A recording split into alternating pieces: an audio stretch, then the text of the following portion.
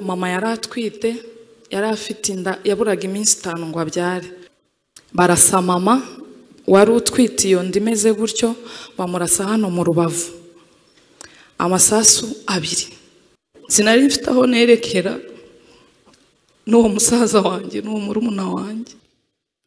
Ninde wahumuriza umuntu wabonye umuvyeyi we cyangwa abavyeyi be bombi bari mu basha amasaha atarangira? Ariko hari Imana data wa twese, Imana yaturemye iz'ubuzima bwacu, niyo nyiri humure byose, nigira ijambo rihumuriza abantu, nivuze ngo uhumure urahumurika. Paul arimo aravuga ni data. Kurya umwana ubonye amaboko ya se ahumurizwa, kera nta mwana wari uzi yuko se hari uwamukubita, nta muntu wari uzi ko se agira undi muntu umurusha imbaraga. Natwe niko bimeze, hari abanzi impande n'impande, ariko hari Imana nyiri humure. Mumfashe tuyikomera amashyi cyane. Niyo tugeze. Murakoze kuri uyu mwanya mwiza muduhaye wo gutanga ubuhamya. Imana ibahe umugisha. Mbere yuko ntangira, hari bagenzi banjye b'abacikacumu baba hano, abenshi ntabwo bahari. Hari abagiye i Burundi kwibukirayo, hari abari i Gisenyi. Nagira ngo wenda nsabe habaye hari undi mucikacumu uri hano wenda nge ntabashije kumenya, nawe yatambuka tugahagararana nta kibazo. Aho yaba avuye hose, pfa kuba nawe uri umucikacumu byo mu Gatumba. Ntatwaye umwanya,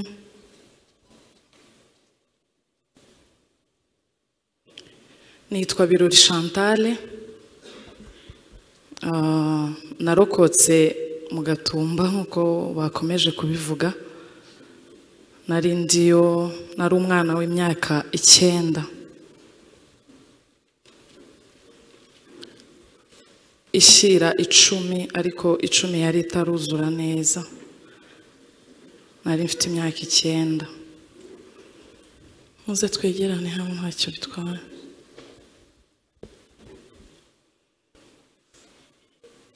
Namenye ubwenge dutuye Uvira.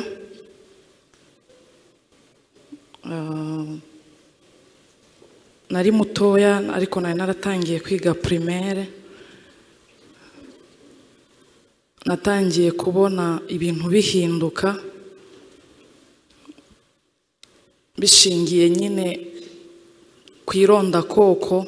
Nigaga mu wa 3 primaire, ariko ndabyibuka kuko twarabibonaga kenshi no mu mashuri aho twigaga. Si inshuro imwe, si inshuro ebyiri, dutaha amasomo atarangiye kubera ubwoba n'umutekano muke. Nihuse birakomeza bigeza muri 2004 nibwo twavuye Uvira duhunga tujya mu Gatumba. Twabanje bwa mbere kujyayo, tumarayo nk'icyumweru kimwe turagaruka, ariko indi nshuro ya kabiri ariyo yiyi ngiyi yari inzira yacu y'umusaraba. Twagiye duhunze nk'ibisanzwe, ariko ntibyaba ngombwa ko twongera gutaha iwacu. Abariho dutangirira urugendo rukomeye, abari bwo dutangira inzira y'amakuba y'umusaraba, tuzira uko twaremwe nta cyaha twakoze. Mu Gatumba rero tariki 13 nari mpari nkuko nababwiye n'umuryango wanjye. Byari nka saa 4 z'ijoro. Twari ari ibisanzwe nta kibazo dutuye, ndetse iminsi yabanzaga nk'itatu yabanjirije tariki 13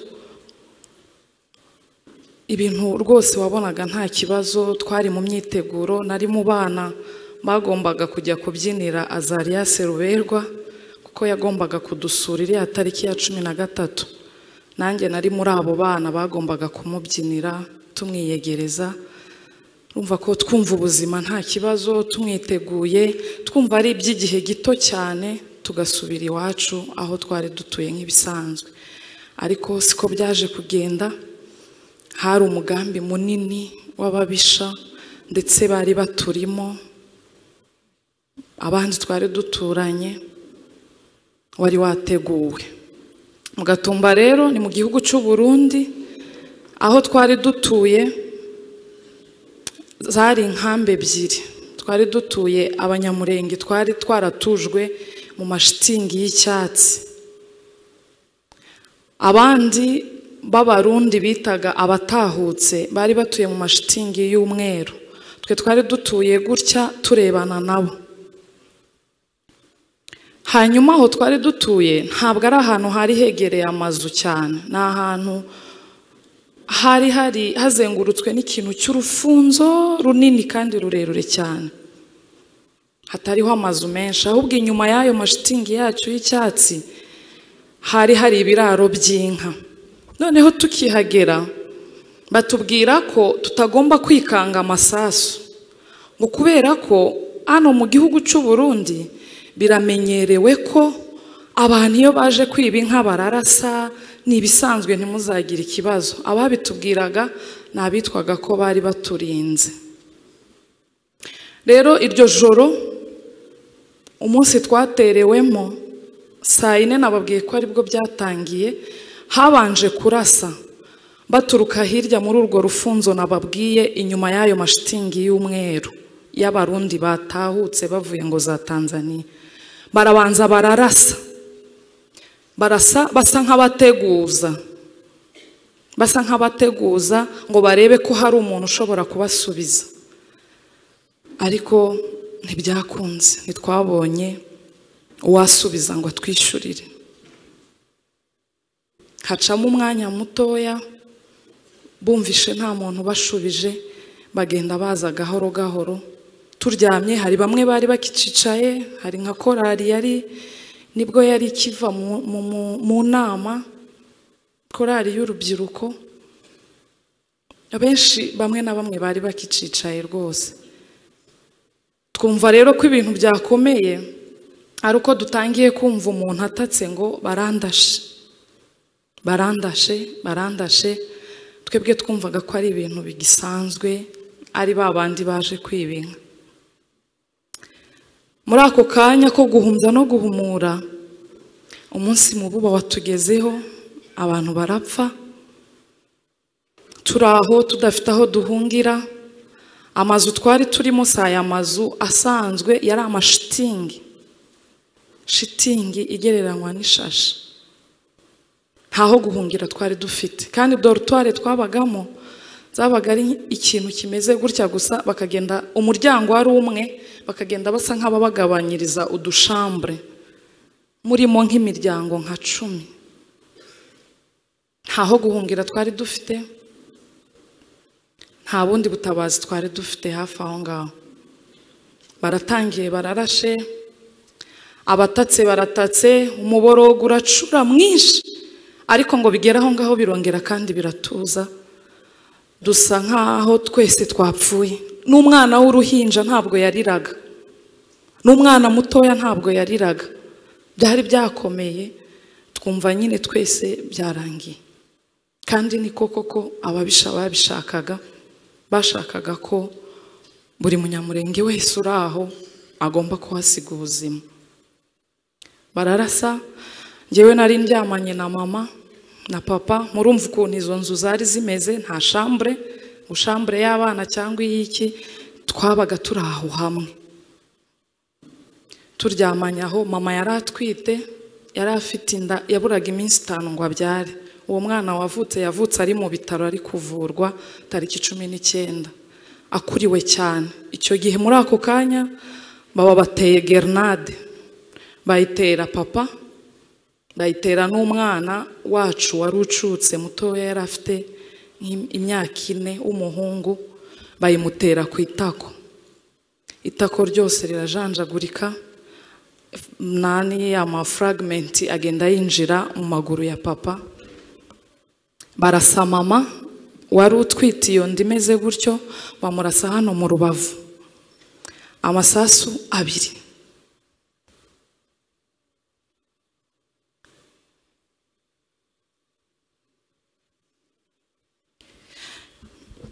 Bayamukuyemo, baje kuyamukuramo nyuma yaragiye kugera neza ku mutwe w'umwana, barongera bamurasira indi hano mu bitugu.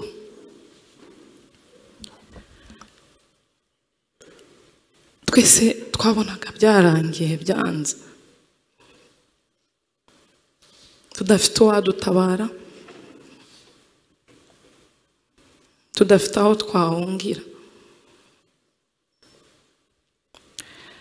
Hagenda hapfa abantu benshi, abo twari duturanye ndabibuka.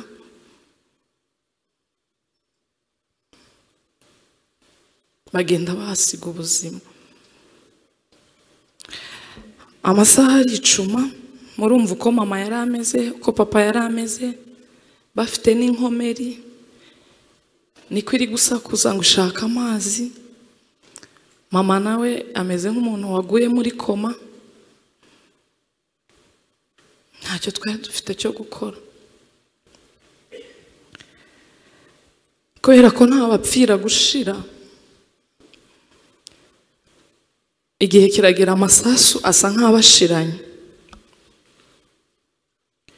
abaturasaga. Mama aratubwira ati, fata musaza wanjye nakurikiraga na murumuna wanjye wankurikiraga. Arambwira ati, ni wowe nizeye, ubafata amaboko mugende basi mujye kugwaho ntabareba, kuko ngewe ibyanjye byarangiye, simfite uko nakwikura hano. Ubwo we ari kurwana na wa mwana uri kuvirirana, bateye grenade, arimo aramuhambira ibyo adafite, amashuka iki bikomeye. Nawe ari kuvirirana atwite inda y'imvutsi. Aratubwira ati, mwirukanke mugende basi mugwaho ntabareba. Nanjye ubwo ntaha nyine nsigaye.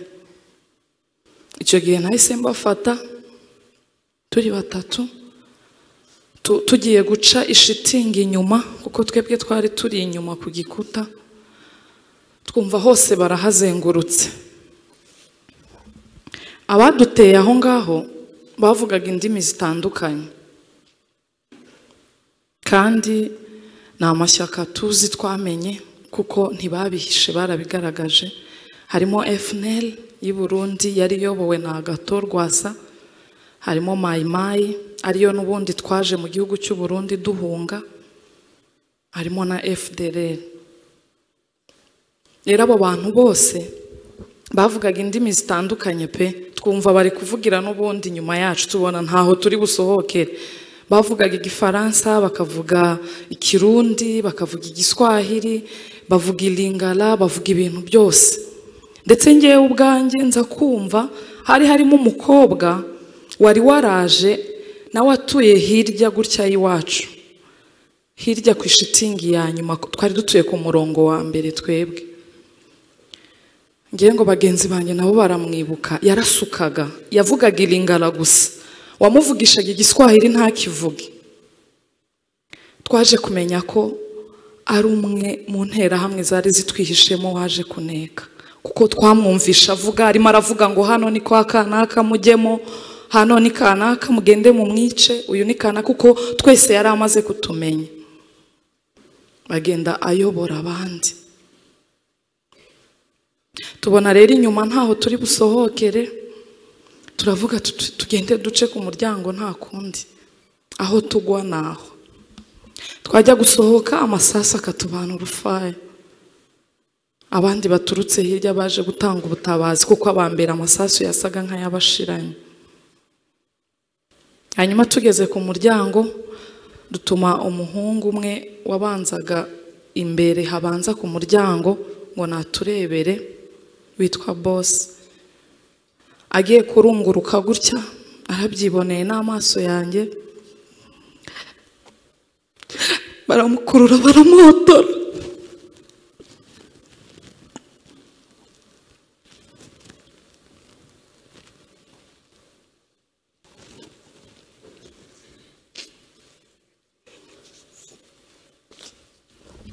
Baramuhotora, niwe wari ugiye kuturebera niba hari inzira dushobora kunyuramo.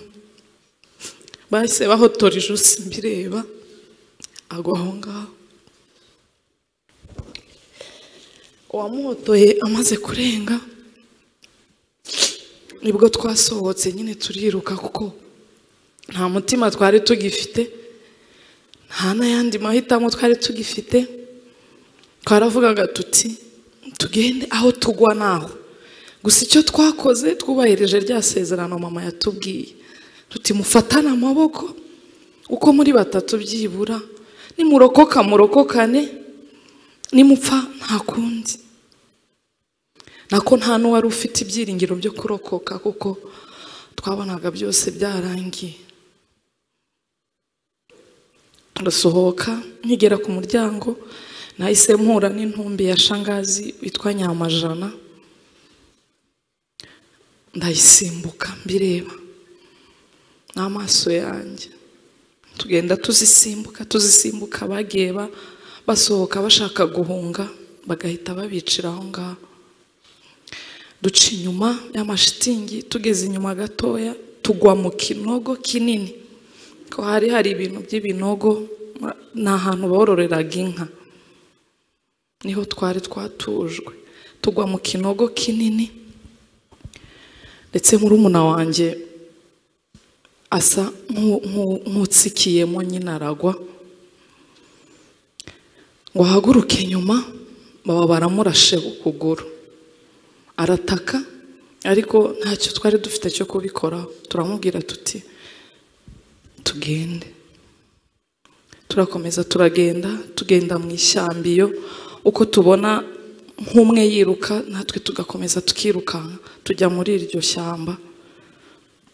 Nyuma rero papa wasigaye hahandi, we yasigaye ngo ari gusengera abantu, aza gusohoka nyuma y'abandi, ahungira ku matoilette n'amadushe byabaga gutya ku ruhande. Akurikira babandi bari baje kutwica, azi ngo ni bene wacu, azi ngo ni abandi bari guhunga. Arabakurikira, abageze inyuma gutya gato yumva barimo baravuga rya Lingala n'Ibiswahili na France, ahita yikinga muri dushe nawe uko bari ko kurokoka kwiwe. Ariko amaguru yajanjaguritse, yinjiyemo ibyo bisate bya grenade, amafragment. Mama rero we yaje gusohoka nyuma, amashitingi atangiye gushya, kuko hari ubugome ndengakamere, nta gahunda n'imwe bari bafite yo gusigaza n'umwe. Amasasu yarabashiranye, amabido y'amaesanse ateretse aho ngaho. Baravuga bati na wa wundi wakomeretse nawe ntasohoke. Turabafite abantu benshi bapfuye muri ubwo buryo, batari bapfuye nyagupfa, ahubwo barashwe babura uko bahaguruka, barangizwa n'umuriro w'amashitingi. Mama rero burya hapfa umunsi yaje gusatura ya shitingi, asa nk'uwikweza inyuma na ya nkomeri yari afite. Bicara aho gutya nk'inyuma gato mu kiraro, abariho bicara kugeza igihe baje kubonera umuntu, abantu baje kubatabara mu gitondo bukeye, babajyana ahantu ku gakliniki. Musaza wanjye mukuru bari bafite shitingi yabo, bari barabubakiye. Muri ayo mashitingi yacu y'icyatsi niyo yasaga umweru yonyine. Urubyiruko nyine, abantu b'abasore bitakunda ko bararana n'iwabo, bose abariho bajya. Iyo shitingi ibyayibereyemo n'agahomamunwa.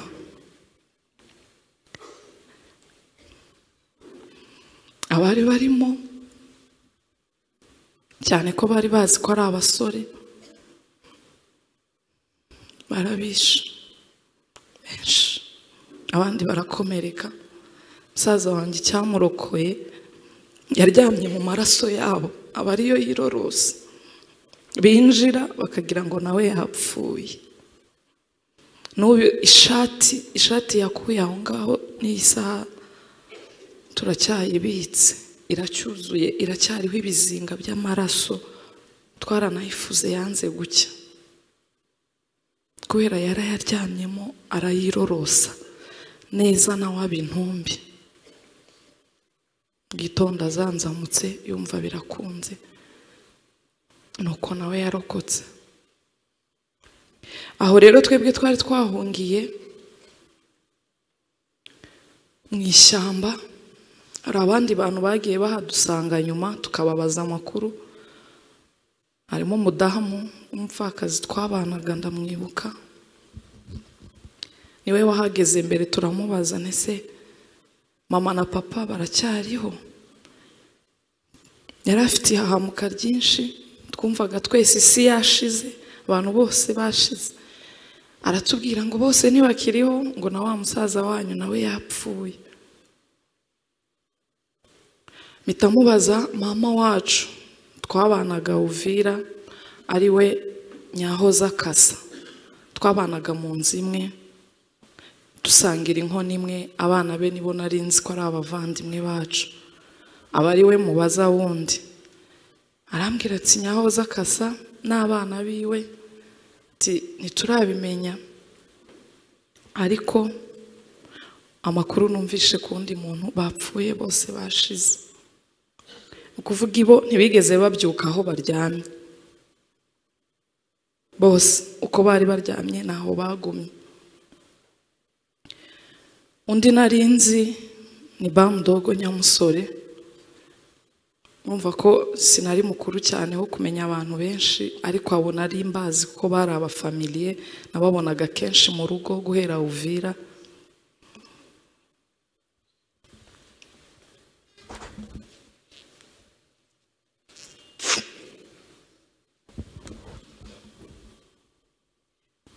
Nawe nza kumenya ko atakiriho, umuryango we wose. Ubwo twabimenyaga bukeye, ari uko twahuye n'abandi bantu. Ntitwari tuzi igihugu turimo, ntitwari tuzi isi turimo. Tubona abantu batujyana aho twasanze inkomere nyinshi ziri. Ndeba mama, ndeba na wa mwana, wa musaza wanjye muto. Papa we sinari nzi yari, uwo musaza wanjye mukuru sinari nzi yari. Twamaze icyumweru cyose tutarabonana. Ba mama nayo maso twabaherutse nabo baba barabajyanye. Guhera iyo saha dutangira ikindi gikombe gikomeye cy'ubuzima. Sinari mfite aho nerekera n'uwo musaza wanjye n'uwo murumuna wanjye.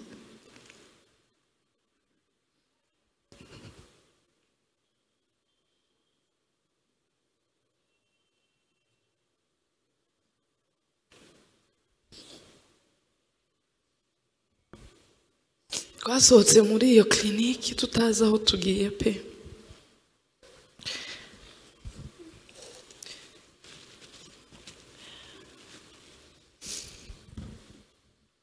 Turasohoka turagenda, tutazi ngo tugiye kwande, tutazi ngo mama agiye, tutazi ngo papa ariho cyangwa ntariho, tutazi ngo uwo musaza wacu mukuru ariho cyangwa ntariho. Dupfa gusohoka gusa. Ndabyibuka twiriwe tuzerera muri uwo muhanda utwiriraho. Uwo murumuna wanjye wari warashwe akansaba amazi nkayabura, akansaba icyo kurya nkakibura. Kugera ubwo bwageze nimugoroba, duhura n'imodoka y'abantu bazaga kureba ibyabaye mu Gatumba. Nyuma mbere tutarahura nayo, twasubiye inyuma ngo tujye handi mu Gatumba. urumva nta muntu mukuru wari uturimo muri twese ko turi batatu. Umukuru uwo musaza wanjye nkurikira niwe wari afite imyaka 11. Intekerezo zacu zitubwira gusubira hahandi mu Gatumba twabaga ngo turebe ko hari umuntu tubona tuzi. Tugereyo ndabyibuka banga yuko tuninjira kuko hari habaye akavuyo kenshi, abantu baturutse ahantu hatandukanye baza kureba ibyabaye. Banga ko twinjira byibura ngo turebe na za ntumbi duhebe. Turasohoka tukomeza tugenda tutazi iyo tujya, nibwo twaje guhura n'iyo modoka y'abantu baje kureba, baratumenya batujyana ku mashuri. Hari ahantu amashuri yarari icyo gihe abanyeshuri bari bafunze, abariho badutuza. Dusa kandi nibwo twagiye dusa nk'ababonanye babandi bagiye barokoka umwe umwe, ariko murumva ko twari bato, nta bantu benshi twari tuziranye. Badushira ahantu hamwe mu mashuri turahaba, ariko icyo gihe ni njyewe barebaga, bashaka icyo kurya tukakibura, icyo batuhazaniye akaba ari cyo turya, icyo tutabonye ni ibyo. Tumara ibyumweru 2 tutazi papa haba, tutazi mama haba. Musaza wacu aza kutugeraho nyuma y'icyumweru kimwe aho ku mashuri, aba aribwo tumubona. Ariko ari urugamba rukomeye, twicara gutya bukira, utazi ngo biragenda gute, utazi ngo biraba gute.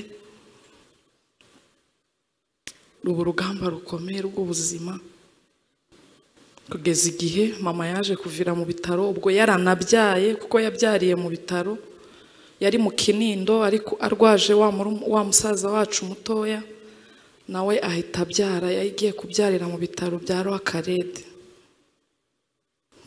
Ibyo byose nta na kimwe twari tuzi, twumvaga ko ari twe twenyine twasigaye turiho nyine, kuko nta bapfira gushira nk'uko natangiye mbivuga. Nubwo umugambi w'ababisha ariko wari umeze,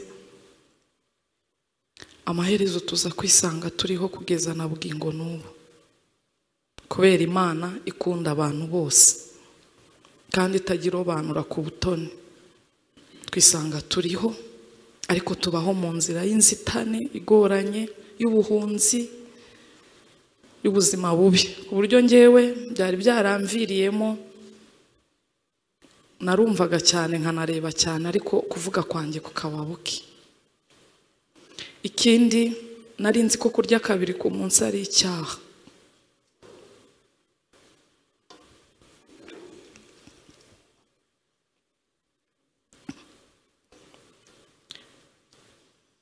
Numvaga ko kurya 2 ku munsi ari icyaha, byaraturutse kuri ririya joro gusa.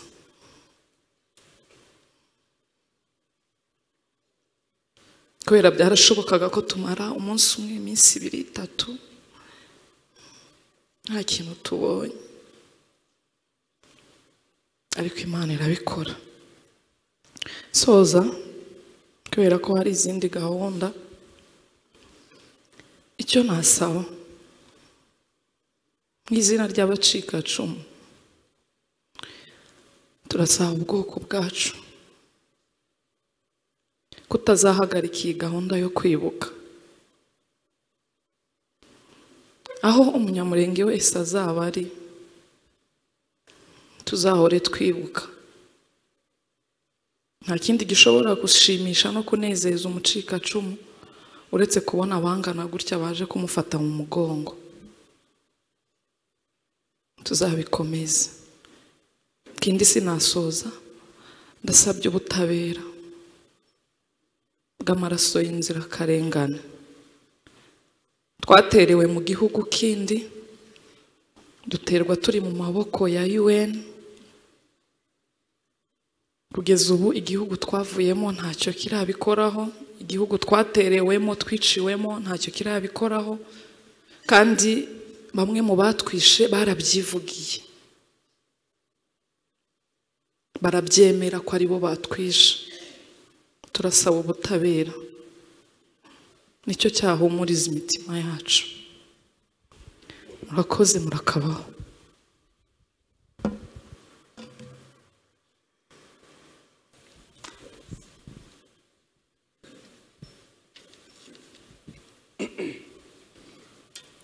Murakoze cyane kuri uyu mwanya mwiza baduhaye kuri iyi tariki 13 z'ukwa munani 2023. Biragoye gufata ijambo no kugira icyo umuntu abasha kuvuga kuri uyu munsi, cyane cyane nyuma y'ubuhamya bwa mushiki wacu Chantal na bagenzi be bari kumwe hano, yavuze mu izina ryabo ku byababayeho itariki nk'uyu munsi. Mboneraho mbere y'uko mvuga ibindi birebire kubahumuriza no kubihanganisha ku byo baciyemo, ari bato cyane ariko n'ababyeyi babo ndi bari bakuru ku buryo bakwakira ako karengane ndengakamere cyangwa ubwo bwicanyi.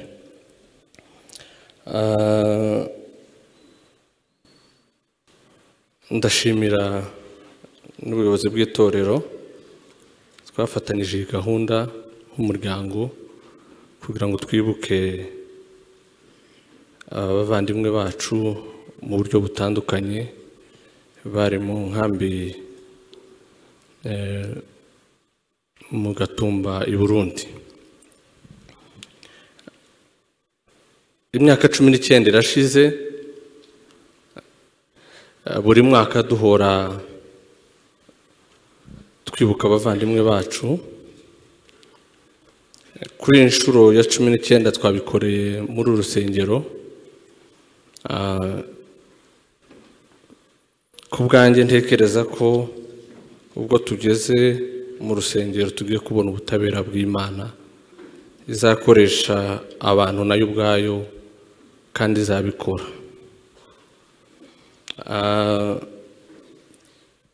Ndavuga gatoya ku buryo byagenze nk'uko yabivuze, ko nsa n'usasira ubuhamya yatanze. Nk'uko yabivuze, hari mu mwaka wa 2004 ubwo bari batuye Uvira n'ahandi, batangira gutotezwa no kugirirwa nabi mu gihugu cya Repubulika ya Demokarasi ya Kongo. Hanyuma biba ngombwa ko umutekano wabo utari umeze neza muri Kongo, bahongera mu Burundi, babashyira mu nkambi mu Gatumba n'izindi mpunzi mu buryo butandukanye nk'uko yabivuze, bitewe n'amoko yabo. Rero abanyamurenge rero bari Uvira n'ahandi bagiye bahunga, bari muri iyo nkambi bari bakabakaba barenga 800. Yari umubare w'abantu 800 bari muri iyo nkambi. Rero ku itariki nk'iyi mu ijoro, iryo joro habashe gupfa kwicwa abantu 166, komereka n'abandi barenga 116, ndetse n'abandi benshi bahura n'ingaruka zitandukanye y'ihungabana. Nagerageje gukora imibare nkoze icyo bita règle de 3 simple, cyangwa se ibarurisha mu mibare rigereranya. Nihaye urugero ko igikorwa kiba cyabaye mu gihe cy'amasaha 4, tuvuge saa 4 kugeza saa 8, nubwo bwakeye bataratabarwa, mu gihe cy'amasaha 4 hari hamaze kwicwa abantu 166. Ngereranya ko iyo bijya kuba byarakomeje kandi n'abantu bose bahigwaga atari no mu nkambi, ari ahantu batuye, kuko nanjye iyo mpaba nari kwicwa n'undi wese yari kwicwa umeze nkanjye. mu masaha 28 hari kuba hamaze gupfa abantu 996. Hanyuma washira mu kwezi iminsi 30 tuvuze moyenne impuzandengo y'ukwezi hari kuba hamaze kwicwa ibihumbi 30. Ibihumbi 29 n'abantu 880. Iyo hajya kuba ari abantu hamwe nta kibakumira muri uwo munsi, ni ukuvuga ngo iyo bijya gukomeza nabo bantu bari gupfa mu kwezi nk'uko ahandi byagiye bigaragara.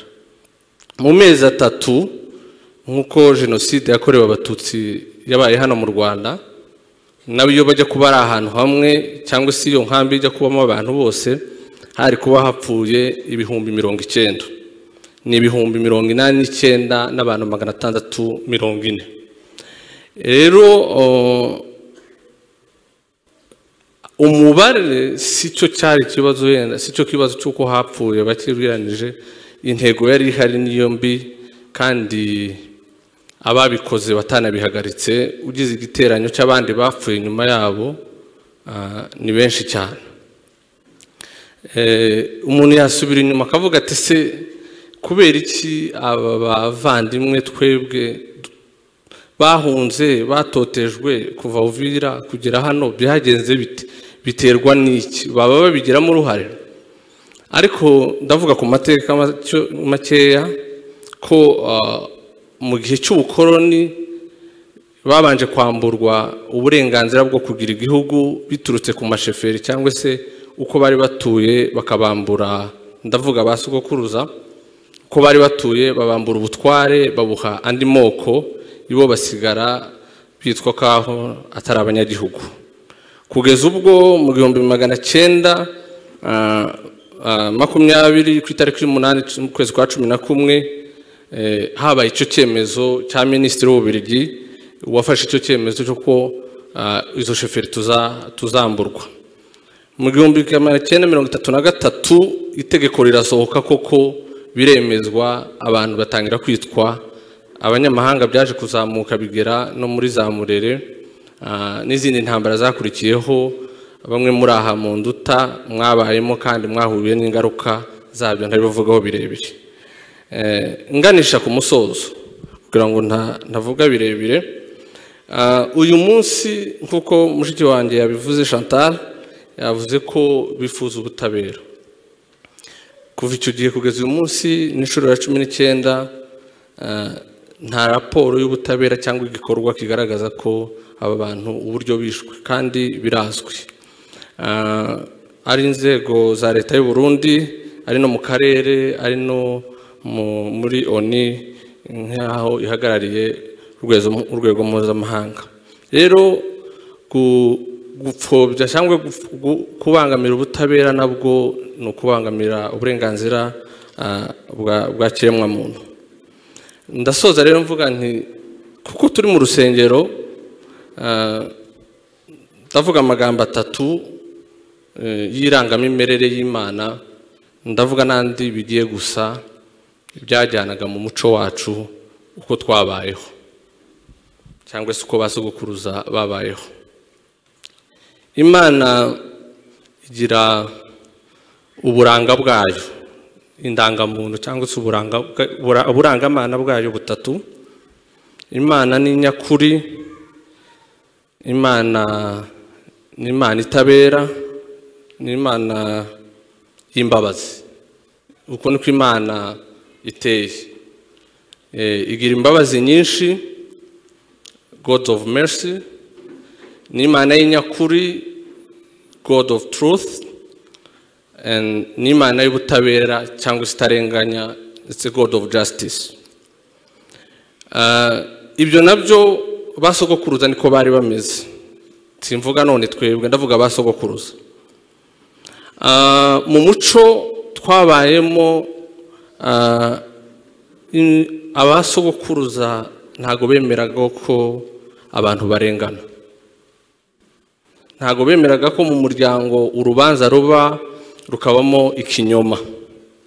Habagamo ubucamanza butarimo kurenganya, habagamo ukuri n'ubukristo butaraza ndetse bikabije ku buryo ntago habagamo ikinyoma gishobora kugirira umuntu nabi, habagamo n'impuhwe zo gutabara abababaye n'abarengana n'abaruhijwe n'abari mu kaga n'abari mu bihe bigoye n'abakeneye gutabarwa n'abakeneye gufashwa. Ibi mbivugiye ko ibi byose dukeneye kubikoraho, dukeneye kugirira imbabazi abaruhijwe n'abari mu kaga, kuko navuze ko igihe kitararangira cyo kugira ngo ubutabera buboneke, ndetse n'abandi bagenda bicwa umunsi ku wundi. Mwumva ko umuntu yagiye kuragira inka akagaruka ari umurambo, inka zagiye n'umuntu bamwishe. Imana y'imbabazi n'impuhwe nizo tugomba kubakiraho kugira ngo twubake ubutabera, twubake iki cyatubayeho ntikikongere kutubaho. Ukuri niko kuzatwubaka, kandi nsoza mvuga ngo bavandimwe, umuryango twahuye n'izi ngaruka, mureke dukora ibyo tugomba gukora mu gihe kimeze nk'iki. Basogokuruza bakoze ibyabo mu gihe cyabo. Imyaka 19 yari afite imyaka 9, mu yindi 19 izaza bamwe muri twe bazaba bashaje batakiriho, imyaka yabo yarabarenze. Simvuze gukenyuka, ndavuga imyaka bashaje neza. Umuntu arimo aribaza ngo ninde uzatubwira amateka meza y'ibi bitatu biranga Imana ariko byaranga n'umuryango wacu. Soze mbabwira ngo dukomere, abacitse ku icumu mukomeze mwihangane, kandi ihumure ry'Imana. Navuze ngo uyu munsi ni urusengero, ni mu Mana byabereye, kandi Imana n'umucamanza utawera. Nibaza ko ubutaha bizaba urubanza rwaciwe. Murakoze, murakarama.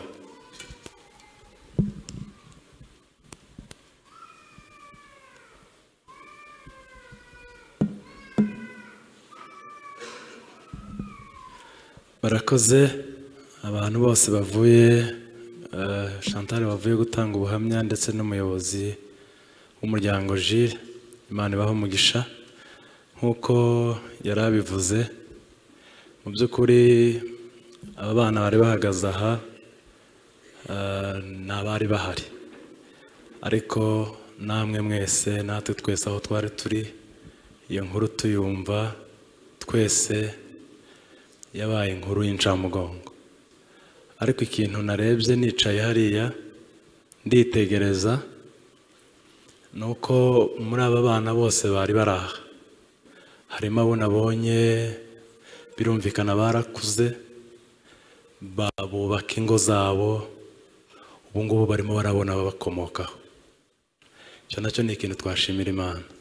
Ni n'ikimenyetso cy'uko yabivuze Chantal, ntabapfira gushira, ntabwo ubwoko bwose bwashira Imana atari yo yaducuye, ntibikunda. Ariko dukomeje kubihanganisha, cyane cyane mwebwe mwari muhari. Numvaga mbere yuko dukomeza n'izindi gahunda, numvaga twagira isengesho dusenga, dusabe niba ntacyo bitwaye Chantal na bagenzi be bahaguruke. Nibo turimo gusa naho tugerageza gufasha, ariko kandi ni twese tubasengere mu izina ry'abandi bose barokokanye nabo, ndetse dusengere n'ubuzima bwabo buri imbere, ndetse n'ubuzima bw'umuryango mu buryo buri rusange, kugira ngo Imana izadukomeze, izatubera amaboko idukomeze. Muhaguruke niba ntacyo bitwaye, niba mwumva bitabagoye. Hanyuma ndaza gusaba munyemerere nsabe umushumba Christophe kugira ngo atere intambwe, twese hamwe atuyobore muri iri sengesho ryo gusengera iyi miryango yabuze abantu babo.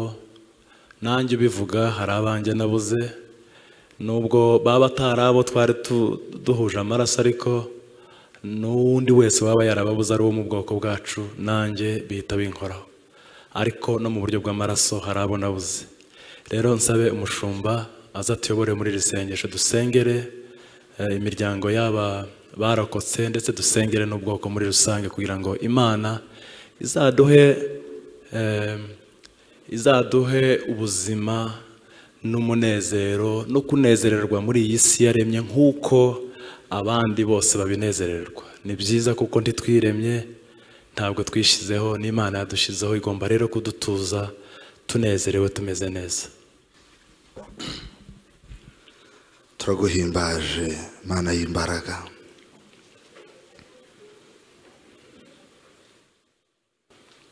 mu izina rya Yesu Kristo Umwami.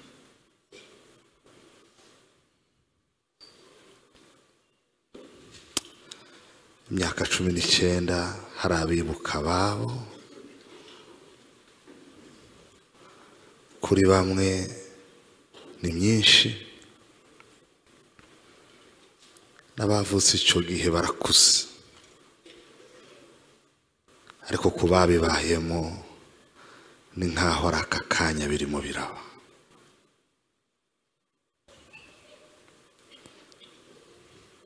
Abavuye kuvuga aha bavuze amagambo akora ku mitima ya benshi, kandi si bo gusa bafite icyo babivugaho. Buri wese wahaguruka aha wabuzuwe hariya kuri uriya munsi cyangwa mbere na nyuma y'uriya munsi, azize ibisa n'ibyo ab'uyu munsi bazize, afite amagambo menshi yavuga.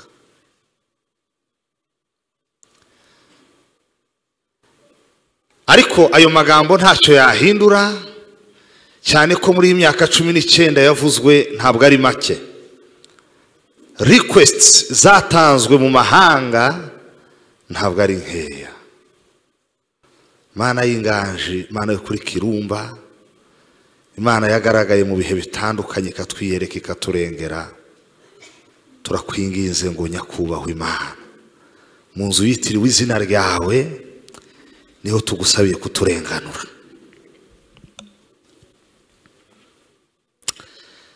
Ntidusaba kurenganurwa hari uwo turenganya, oya, dusabye kuturenganura mu izina rya Yesu.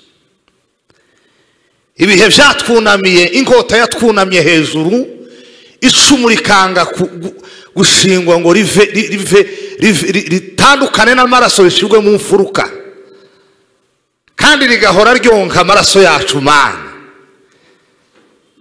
nta mahanga hari akurusha imbaraga, abakomeye byarabananiye, ariko tukwemera nk'Imana ishobora byose mu izina rya Yesu.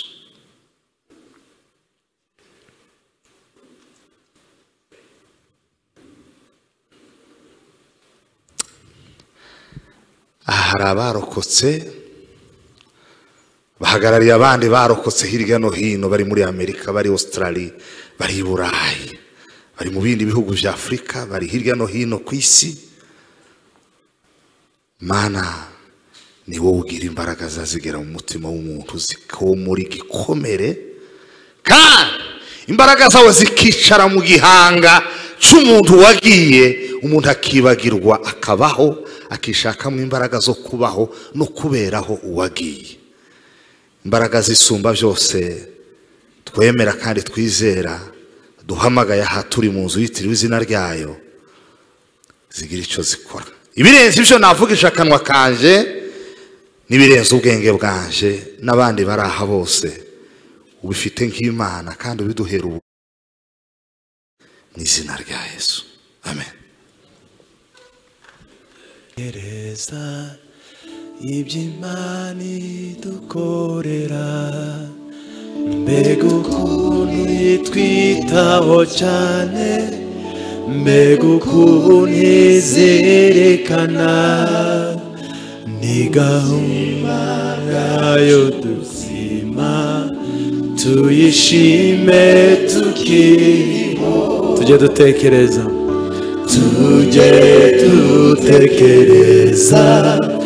iby'Imana idukorera, mbega ukuntu itwitaho cyane, mbega ukuntu izirikana ubuzima bwayo tuzima, tuyishime tukiriho. biratangaje biratangaje cyane iby'Imana idukorera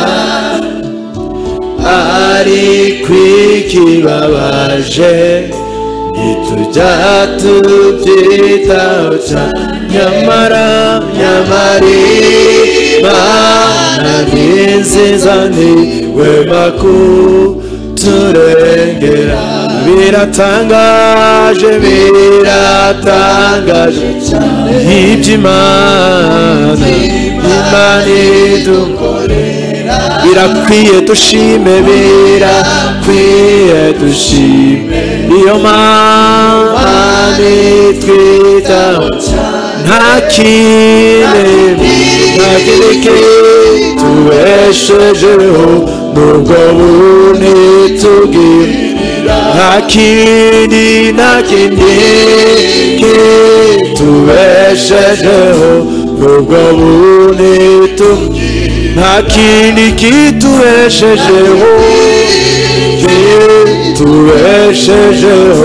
nubwo buni mu mihanda tugenda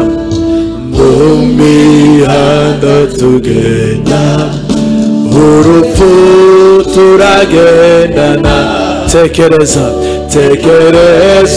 ukugendagenda wibuka yamanuka nshuti mbwira uko wabigenje ngo bibe wowe mu mihanda tugenda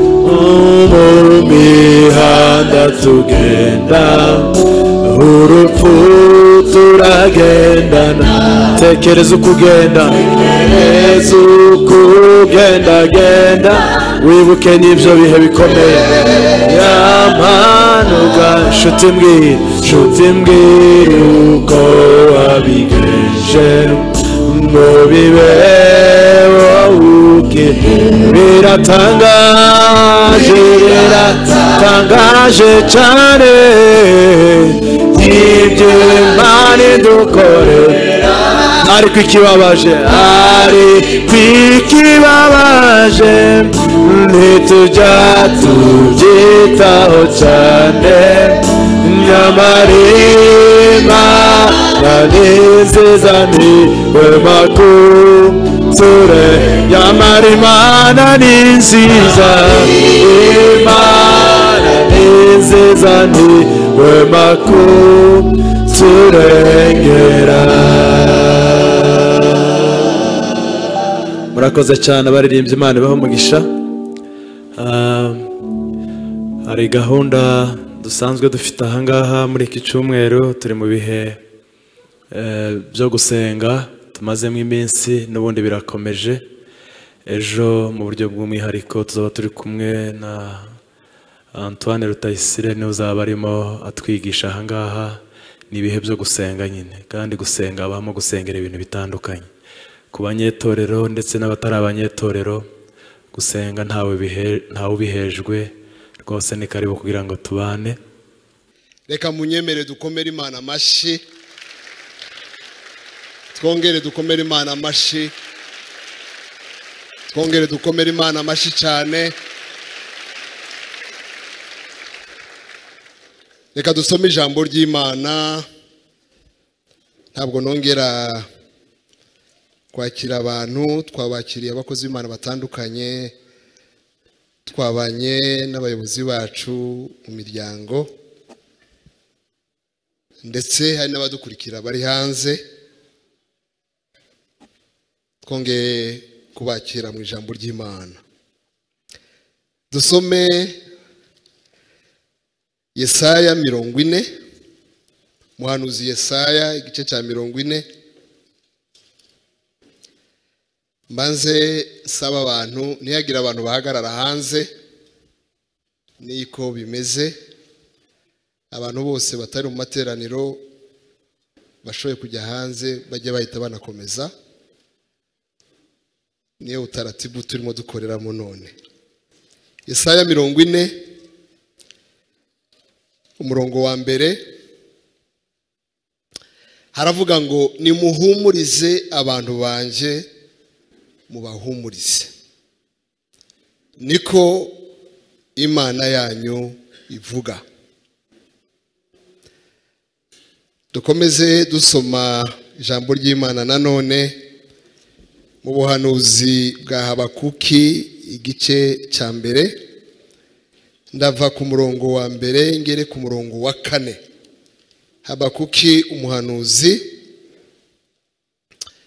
ari hagati ya Nahumu na Zefaniya, ni igitabo gitoya. Ndasoma igice cya mbere umurongo wa mbere ngere ku wa 4. Ibihanurwa. Umuhanuzi Habakuki yeretswe. Uwiteka we, nzata kutanyumva ngeze ryari? Ngutakira iby'urugomo ruriho ntubikize. Niho igituma unyereka gukiranirwa, ukareba iby'ubugoryi ko kurimbuka n'urugomo biri imbere yanjye. Kandi hari n'intonganya, hadutse n'umuvurungano, nicyo gituma amategeko acogora, kandi mu nkiko nta rubanza rutunganye rugihinguka. Kuko inkozi z'ibibi zigose abakiranutsi, nicyo gituma imanza zitabera zigoramye. Ndaza gukoresha umwanya mutoya kubera yuko amagambo ubwayo twumvise arasaba yuko tujya no kubitekerezaho. Ubwabyo bwari ubutumwa.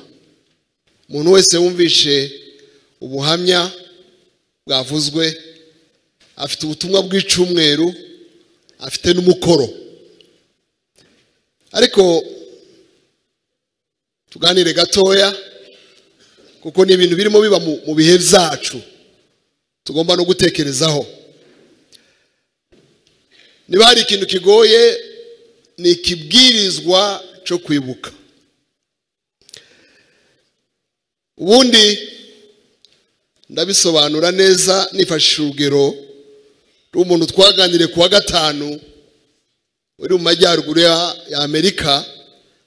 Arambwira ngo yagiye gusura umuntu basengana mu rusengero, ni umupasiteri ariko ukorera mu itorero ry'abera cyangwa ry'abanyamerika nyine. Amaze kugerayo baraganira. Umuntu yasuye ntarwaye, umuntu yasuye aracari muto, afite imyaka 58. ngo aramubwira ngo naragukunze, niyo uganira ijambo ndagukunda, uko tubana ndagukunda, numva nakugira inshuti, uzabane nanje. Uko yagiye avugana ngo aramubwira nti rero ndashaka kugusaba ikintu kimwe, ukinyemerere kandi ugikore vuba. Sinimo mpfa, ndacafite 58, ndacafite ubuzima imbere yanje, ndacafite imishinga, ariko ndashaka ko wandika ikibwirizwa uzabwiriza napfuye, ukimpeze ngisome ngihari. Niba hari zo ceditaho cyangwa cyongeraho cyangwa ngikomantaho kigusubize, tukibike ariko tukiziranyeho. Nimpfa uzahaguruke abarico usoma. Ibi bintu abimbwiye byanyibukije umuntu twigeze kuganira mu myaka yashize hano mu Rwanda. Ni umugore ntakiriho. Arambwira ngo ndagushaka kandi ndasa n'uwahamutse, ushakira umwanya kandi mu buryo bwihuse. Shaka umwanya turabonana. Arambwira ngo umugabo yanjanye aja kunyereka hano mu Rwanda imva yacukuye muri famu yiwe zaho tuzashingurwa tukiri bazima, ndetse cyatumye mpamuka. Yashizemo n'imva z'abana bacu batoya batarageza imyaka 20, agapima estimate y'uburebure bazaba bafite. Ndamubwira nti ibyo bintu simzumva ko byahaba, ariko kubera yuko nabaye muri biriya bihugu by'i Burayi nzi ko ari tradisiyo bakora, bahitamo aho bazaba bari, bakahategura, bakagura amakaro bashaka, bakayashiramo, bakazitaka, bakaza bazisura, bagahabaho ubuzima bwose Imana ibahaye, bategereje umunsi wo kuruhukiramo. So ndamubwira nti rero uyifate nkaho atari yawe, uzifate nkaho zitari z'abana bawe, ubeho.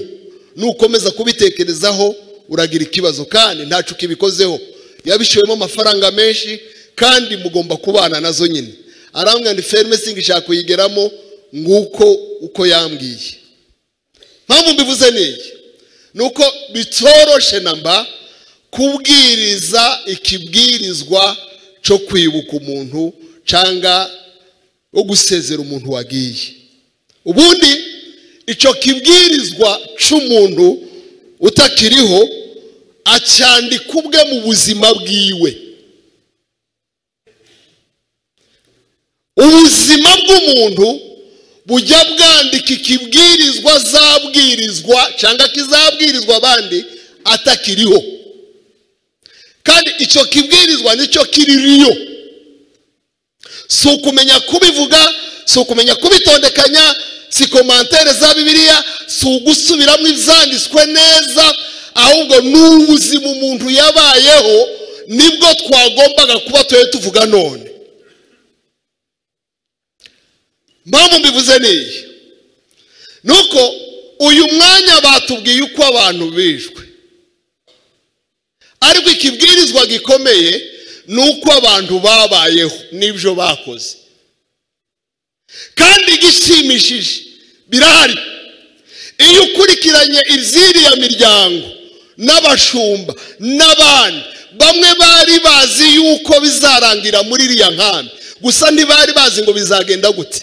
Iyo wumvise ubuhamya, iyo ukurikiranye ibiganiro byakozwe muri icyo gihe, biratangaje. Ibi biri no muri Bibiliya, muze gusoma kugira ngo bidasa nkaho navuze ibintu bitari muri Bibiliya. Abaheburayo igice cya 11 umurongo wa 4 biravuga ngo kwizera niko kwatumye Abeli aha Imana igitambo kiruta ico Kayini kuba ciza, ngo ni nako kwamuhaye guhamwa ko ari umukiranutsi. Ubw'Imana yahamyaga ko amaturo yari meza, kandi niko kwatumye nanone akivugwa nubwo yapfuye.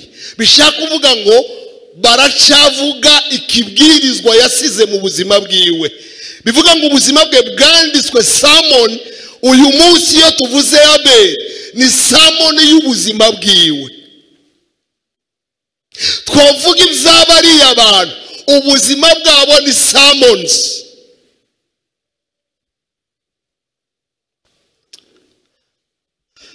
Hari ibintu nka bine bijya bimarika ubuzima bw'umuntu. Icya mbere ni ubuzima umuntu yabayemo, bwaba bwiza cyangwa bubi. Ibyo bintu nta muntu ujya ubyibagirwa. Icya kabiri ni ibitabo umuntu yasomye. Kubasoma ibitabo ntibibagirwa, ubisoma kugira ngo biguhindure, uhora wibuka ngo ibi nabisomye muri iki gitabo. Icya gatatu ni abantu b'ingirakamaro cyangwa batarab'ingirakamaro umuntu yahuye nabo. Hari igihe uhura n'umuntu akakubera ikigeragezo ntumwibagirwe, akaba n'igihe uhura n'umuntu mwiza mu buzima, ubuzima bwawe ntibumwibagirwe. Icya kane kimarika ubuzima bw'umuntu, nicyo ngiye kuvugaho, ni ibintu bibi wabonye cyangwa byiza mu buzima bwawe.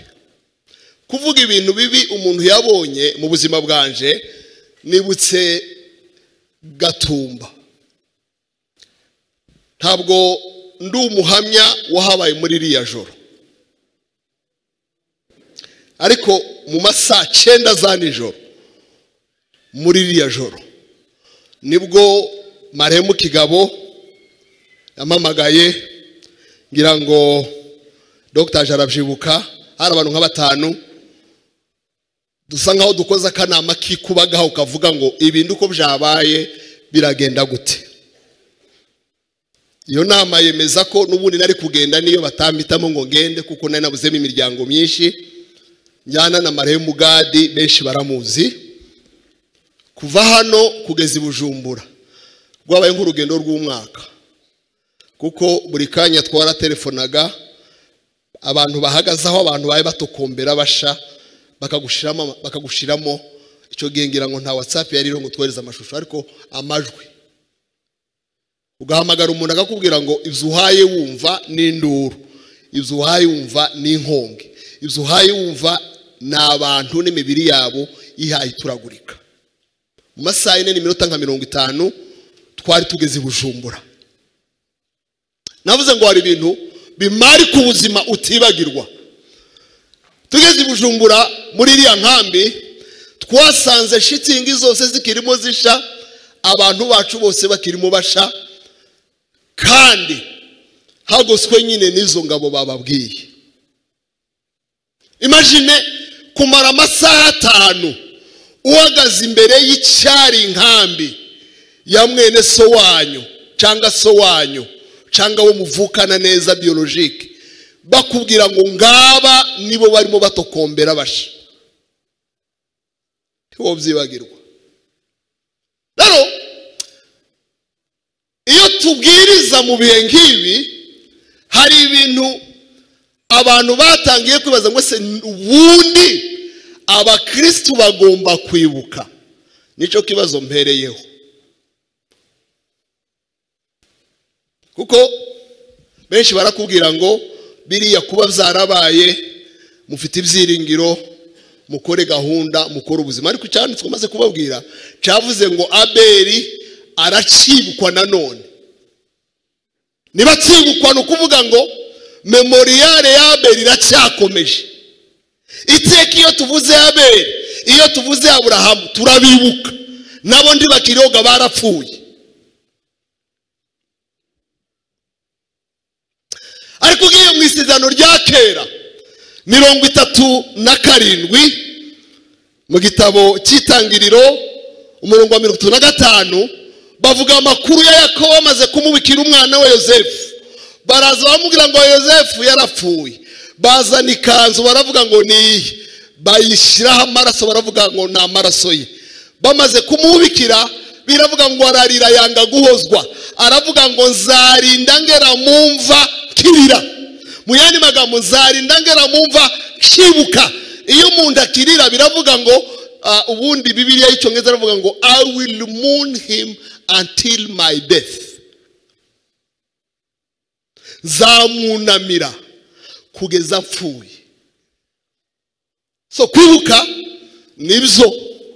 Nimusoma no muri Matayo 5:4 Yesu ubwe yabisubiyemo aravuga ngo hahirwa barira. Iyo ni Bibiliya ijambo ry'Imana, ariko nimujya mu Cyongereza aravuga ngo blessed are those that mourn.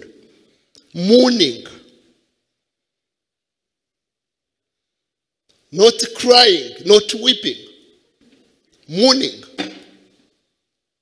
Bivuga ngo iki gikorwa kiremewe. Twagikorera mu bantu benshi, twagikorera mu rugo iwacu, na papa wapfuye atishwe.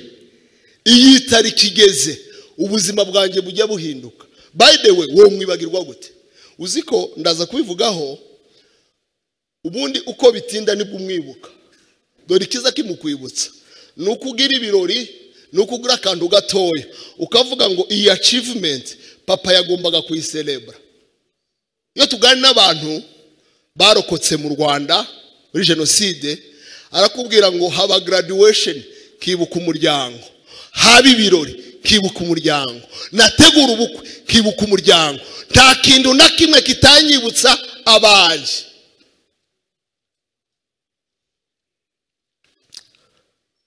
Kavuga impamvu nkenye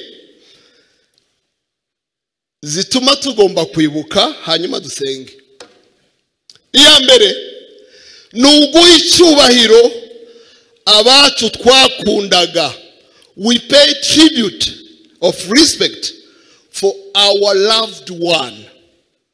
Tubaha icyubahiro cyane cyane ko bapfuye urupfu rw'agashinyaguro.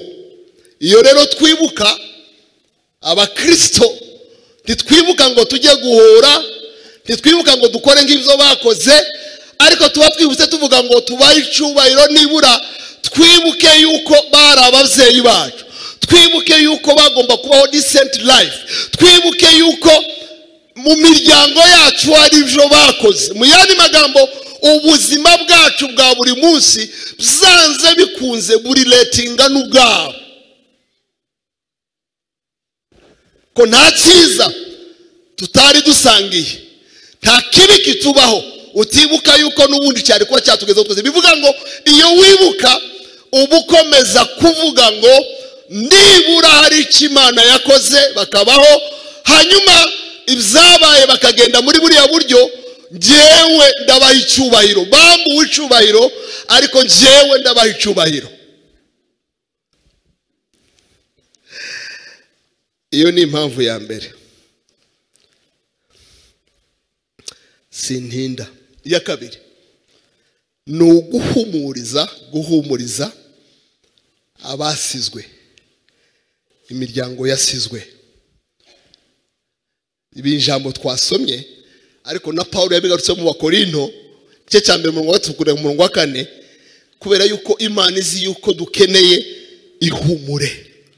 Aravuga ngo washimwe Imana y'umwami wacu Yesu Kristo, ariyo na se. Iryo jambo narikunze. Icya kabiri, ariyo na data wa twese. Ndarigarukaho gatoya. Icya gatatu, data w'imbabazi, ni Imana nyiri humure ryose, ngo iduhumuriza mu makuba yacu yose, kugira ngo natwe tubone uko duhumuriza abari mu makuba. Nakunze amagambo nkiraha. Buriya iyo umwana yahuraga n'umuturanyi umurusha imbaraga, akamukanga akiruka akagwa igihumura, iyo yabonaga papa yarahumurikaga. Nta wundi muntu woduhumuriza. Buriya mwavuze amahanga ntiyoduhumuriza, ntacyo amahanga yokora kugira ngo duhumurike, ariko hari Imana data wa twese, Imana yaturemye, izi ubuzima bwacu, niyo nyiri humure ryose. Nigira ijambo rihumuriza abantu, nivuze ngo uhumure urahumurika. Paulo arimo aravuga ni data.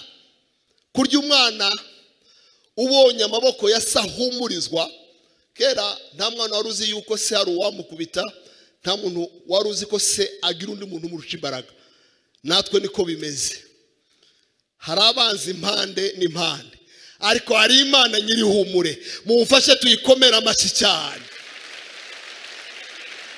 Niyo tugeze muri bene wacu aho bari hatandukanye, usanga abantu bahumurize. Yes, guhumurizwa.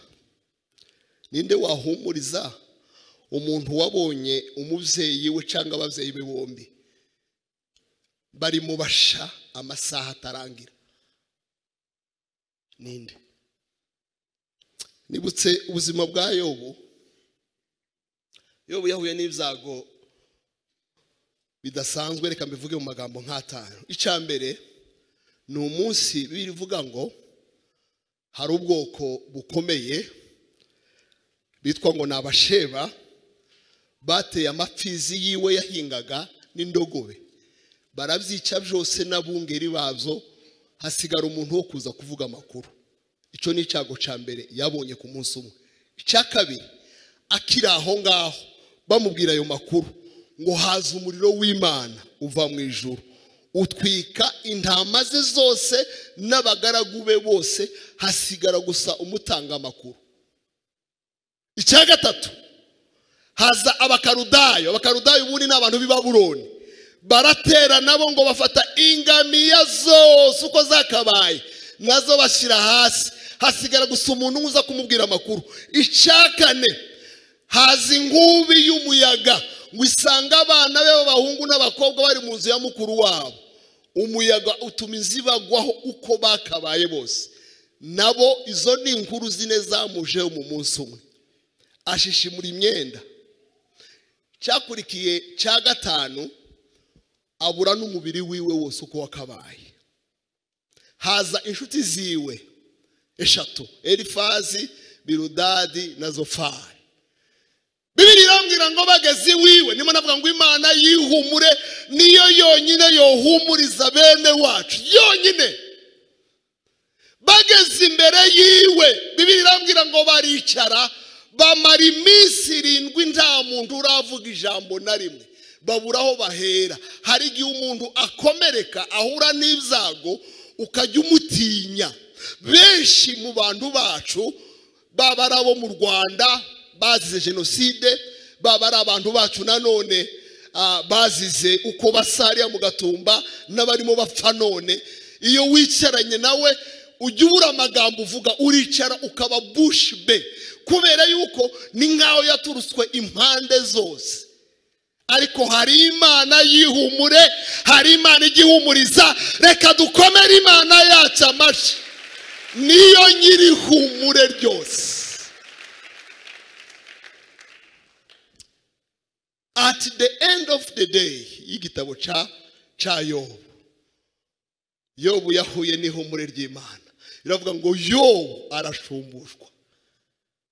Nimukurikira amateka ya bene wacu bo mu Gatumba, ngira ngo Beni yabivuze, hari uburyo Imana yadushumbushije.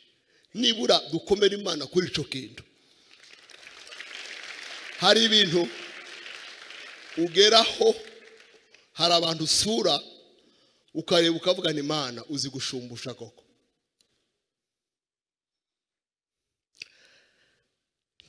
Icya gatatu,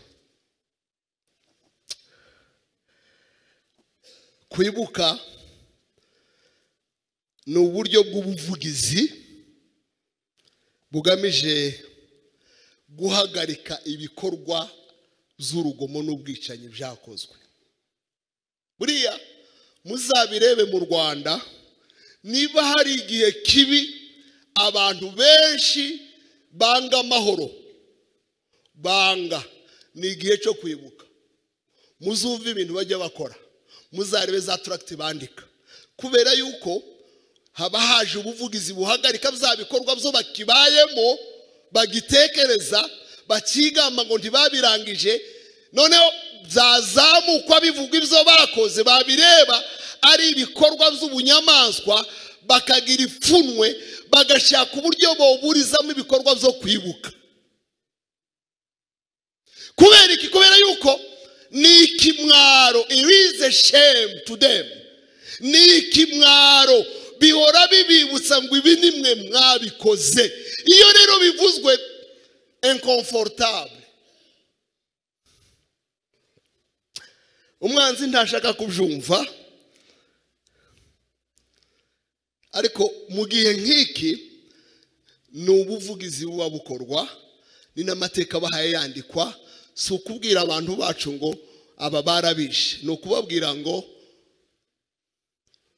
mwegere Imana niyo yobarwanirira. Ni ukubabwira ngo mube maso, iminsi si myiza, musabe ibi bihe bitambuke birangire. Ni ubuvugizi.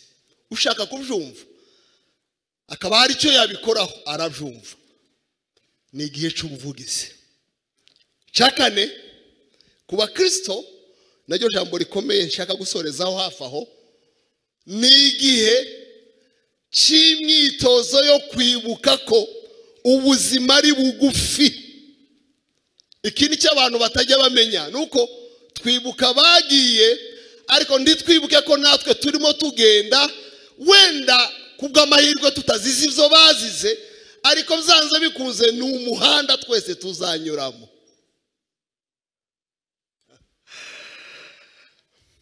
Mu gitabo cy'umubwiriza igice cya 7 umurongo wa 1 n'uwa 2 ndahakunda cyane.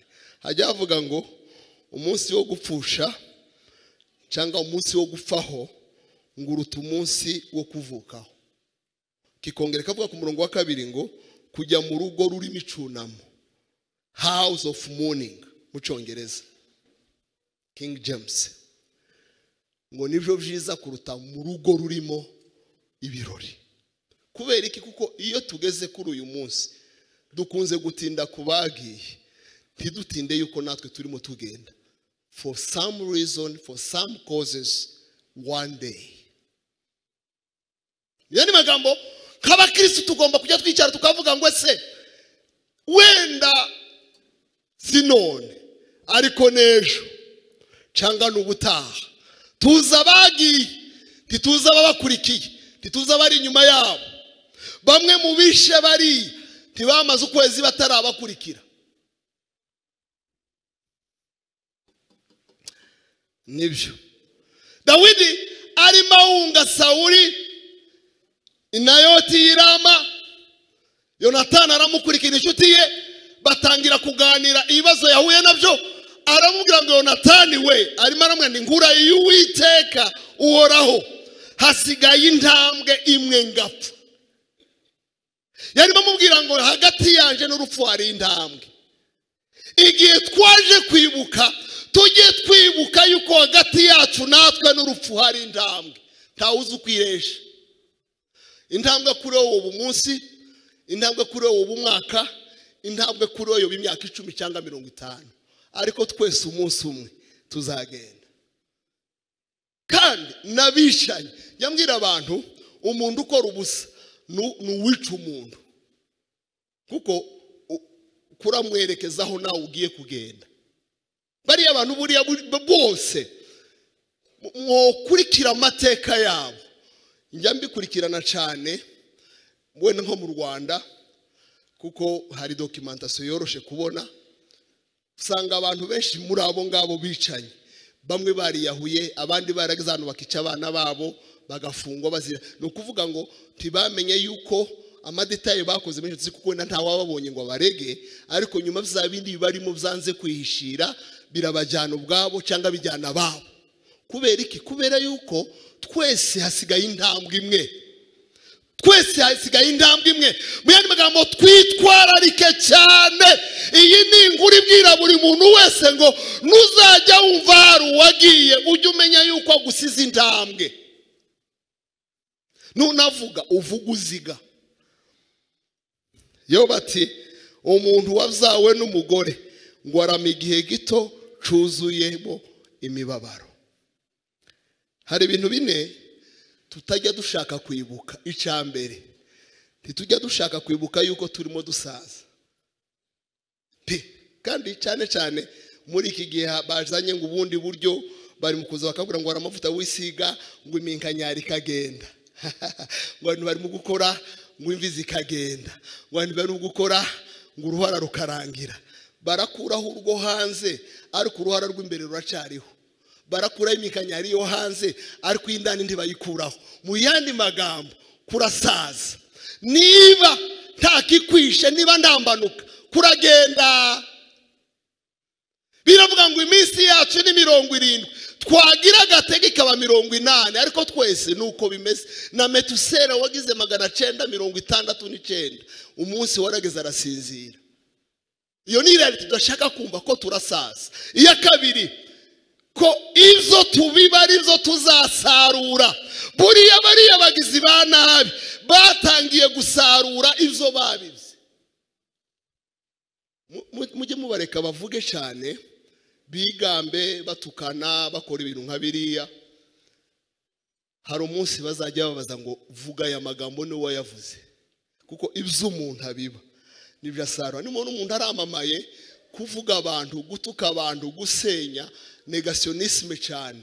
Mujye mumutega iminsi karabiba, umunsi umwe azasarura. Iyo ni reality tudakunda kwibuka kandi nyayo.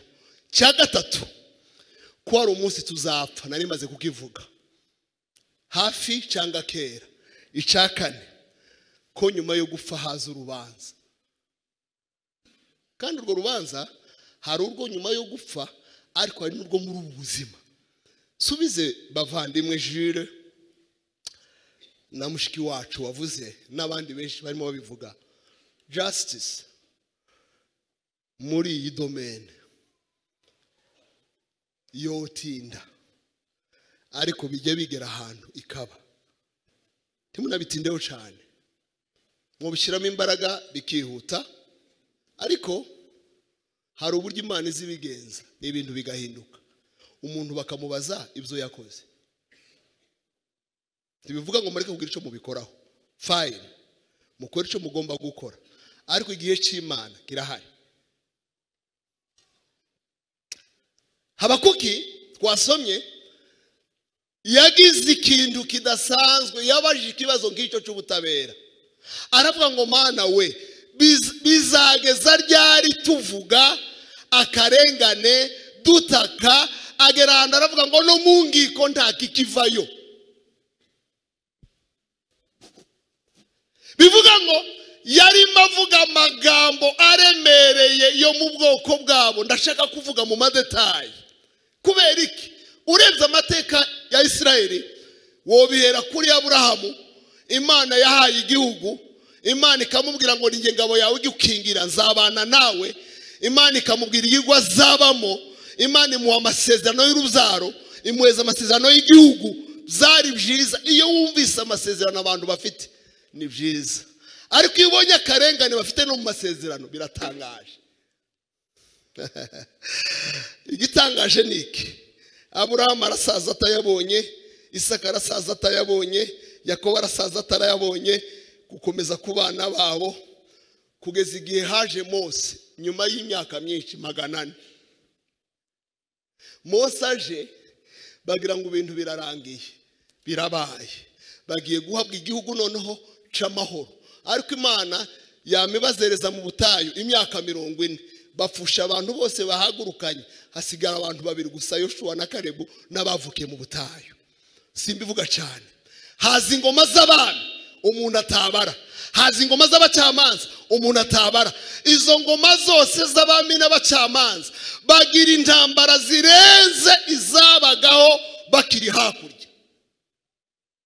Bakajya bibaza ngo se Mana, igihugu waduhaye bikagera ahantu North ya Israeli igafatwa, Ubuyuda bugafatwa, Yerusalemu ikabasyeje, bakavuga ngo Mana, ni iki gihugu waduhaye? Haza abami bakomeye kaba Hezekiya, bagira ngo none ibintu bigenze neza, ararwara agiye gutanga, Imana imwongera imyaka, bakavuga ngo bimeze neza, agiye gusaza, bamuhanurira intambara ngo izaza nyuma y'imyaka 100, aravuga ngo sizaba nkiriho, ariko abo wasize bazaba kiriho. Ibyo birakomeza. Haza umwana we Manase, biba bibi cyane, bajya mu bigirwamana. Haza Yosuwa w'imyaka 8, Yosiya, Imana igasa nk'iyabahaye, ariko intambara. Hari igihe uzugira ngo Imana kirakudodesha, kiraguhikwima, igasa nk'iyagwaye ikintu udasingira, udatekaniramo. Imana izi kwibigeza. Hari igihe itinza abantu mu butayu kuko hari izikibigisha. Hari igihe Imana ijya yemera yuko ibintu nka biriya biba kugira ngo abantu bayishake. Kandi hari igihe babwiraga ngo nije wabateje ibizago, nije watumye Abakarudayo, ingabo z'i Babuloni zifata Yerusalemu, kugira ngo mumenye ko ndi Imana. Abahanuzi baravuga, Yeremiya ntibamwumva kugeza ku gihe cy'Abakuki. Abakukaje, Yeremiya yaramaze kuvuga ngo hagiye kongera kuba ibintu bibi nimutihana. Abakuki nawe hagurutse, biriya y'igifaransa bavuga ngo oracle. Oracle no kuvuga ngo umutwaro. Ahabwa umutwaro wo guhanura no kubwira abantu ko hagiye kuba ibintu bisa nabyo nanone. Niho yanditse amagambo twasomye, aravuga ngo Mana we, bizageza ryari ibi bintu byose bigenda biba usa ngaho utabireba? Bizageza ryari? Bibiliya yavuze ngo muhumurize abantu baje. Icyo kibaza kibajije, Imana yaramushubije. Muzo yamushubije harimo amagambo nk'atatu. Icyambere yaramubwiye ngo nzacira urubanza Babuloni. Hari umunsi abakora ibibi bazacirwa imanza. Muhumure, nimuhumurize ubwoko bwanje.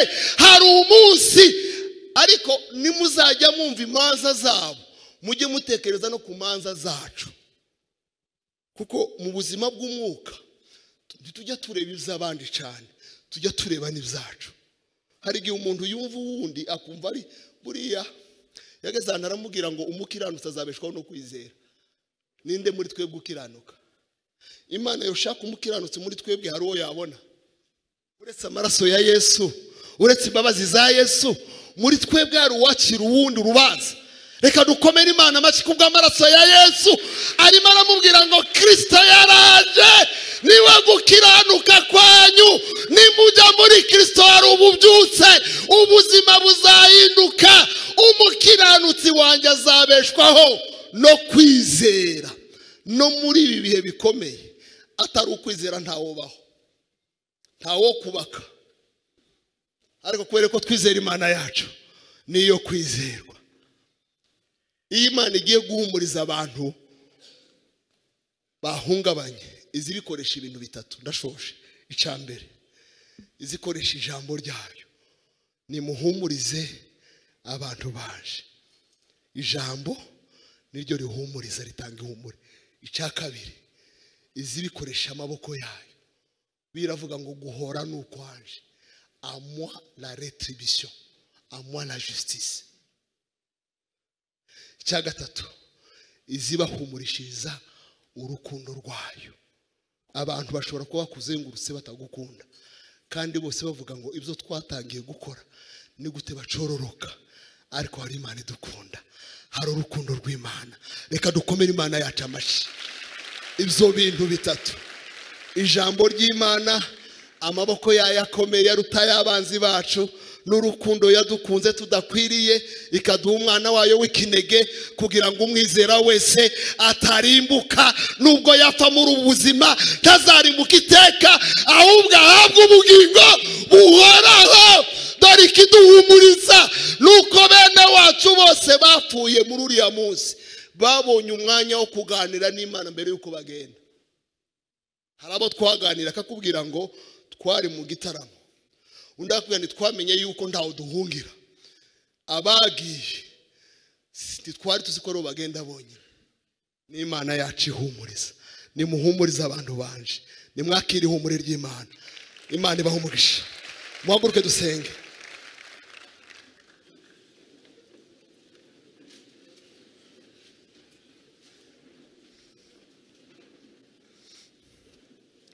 Muhumure, muhumure.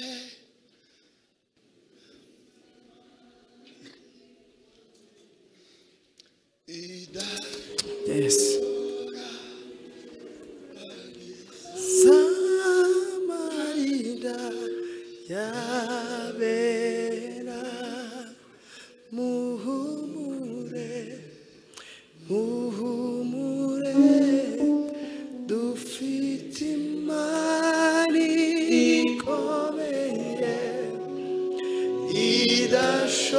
idashobora kwirengagiza amarira yawe. Ibihe ntibyashobora gukuraho icyo yavuze.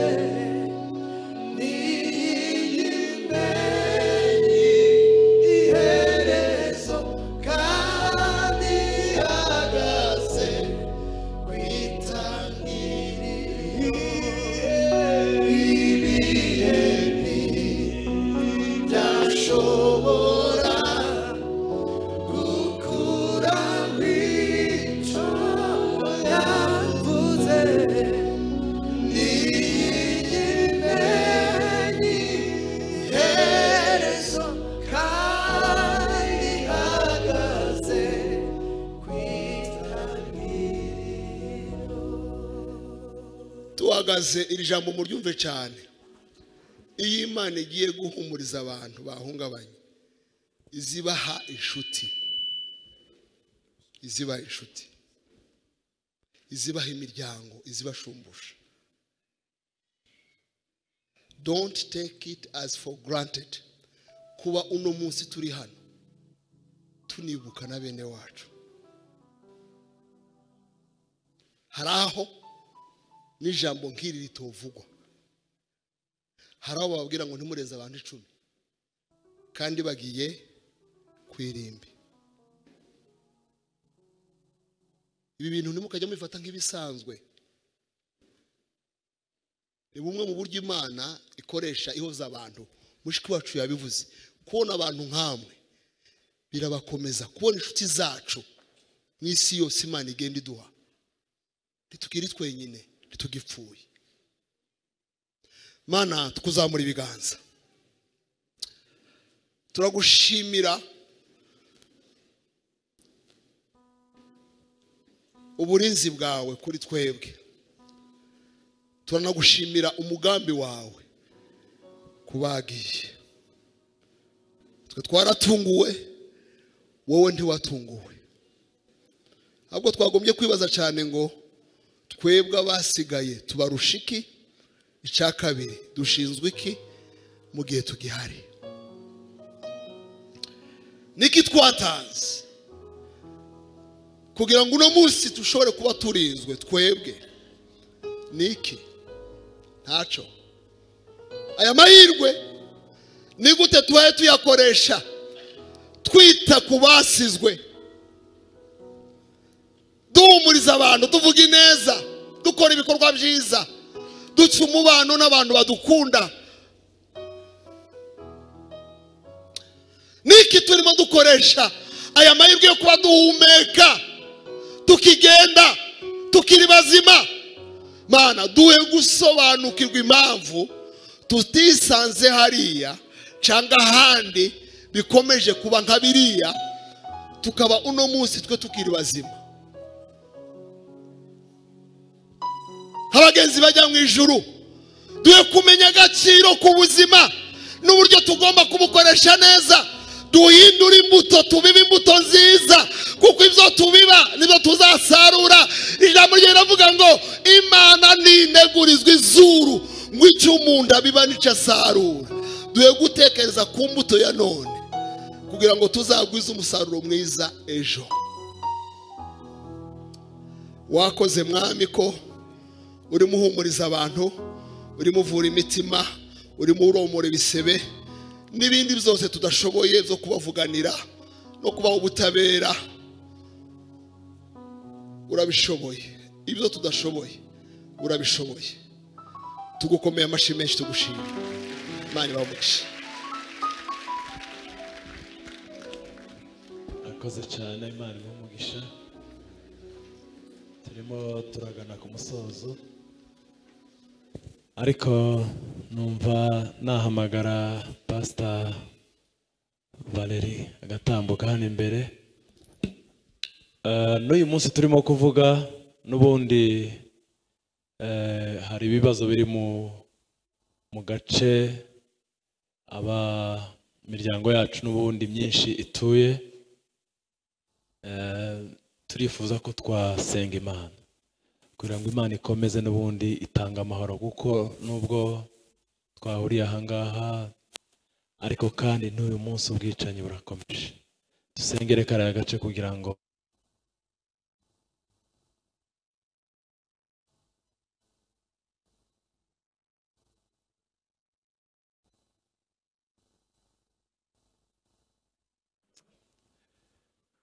abantu bacu bari hariya n'ubundi bagira amahoro nk'uko abandi bantu bose bagirira amahoro mu isi.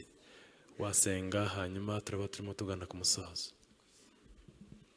Kana none dufatanye twese. Uwiteka Mana Data, ni wowe Mana wenyine, ni wowe wahagararana n'ubwoko bwawe, abo waremye mu shusho wabaremyemo. Uyu munsi ko turibuka ubwoko bwacu bw'abanyamurenge bazize uko basa, bazize imvugo yabo, ariko wowe wabaremye wari ubizi.